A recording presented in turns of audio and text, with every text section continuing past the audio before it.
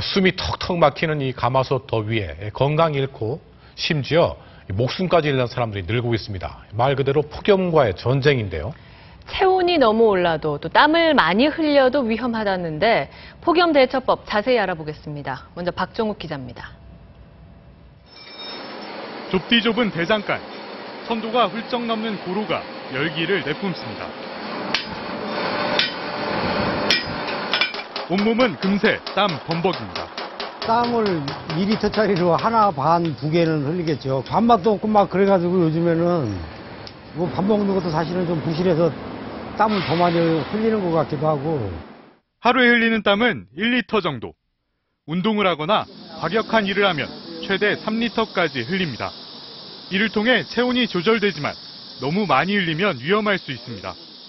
땀은 99%가 수분이지만 나트륨, 칼륨, 염소 등 전해질도 함께 배출돼 혈액순환 등에 문제가 생기기도 합니다.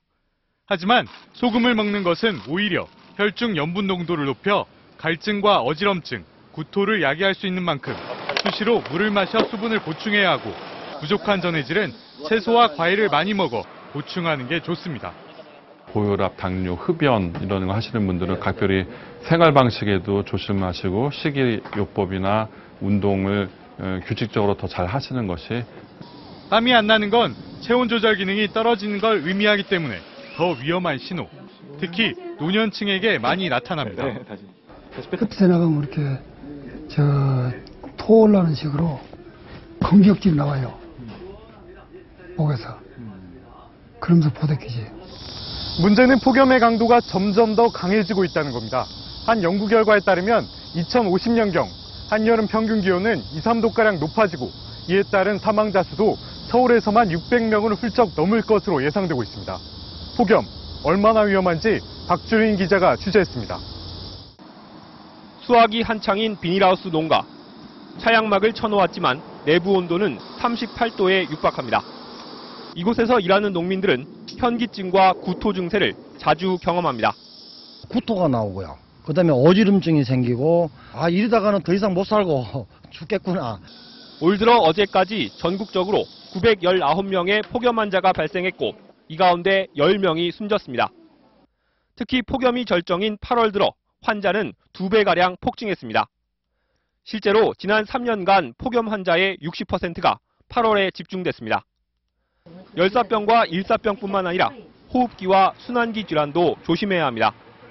더위로 땀이 배출되면 피부 쪽으로 피를 보내려고 심장이 더 많이 뛰게 되는데 상대적으로 다른 부위에 혈액 공급이 부족해져 쇼크가 발생할 수 있습니다. 혈압 상승, 심박수 상승에 의해서 심근경색 또는 협심증이었던 환자가 심근경색이 새로 발생해서 쇼크가 와서 응급실에 실려오는 경우도 있을 수 있겠습니다.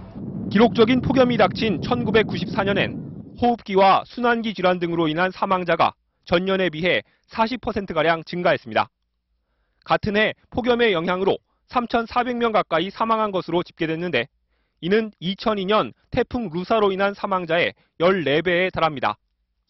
우리나라에서 발생한 어떤 자연재해보다도 폭염으로 인한 사망자가 압도적으로 많다는 얘기입니다. 28.1도를 기준으로 1도 오르면 사망자가 400명 이상 늘고 2도 오르면 850명의 추가 사망자가 발생한다는 연구 결과도 있습니다. 여름 돼서 갑자기 다시 냈다 보면서 좀 어지러운데 머리가 아프면서 무더위 속에 맥박이 빨라지거나 어지러움을 느끼면 서늘한 곳에 가서 열을 식혀야 하고 의식이 없거나 땀을 흘리지 않으면 열사병일 가능성이 있으므로 즉시 병원으로 옮겨야 합니다. MBC 뉴스 박주린입니다.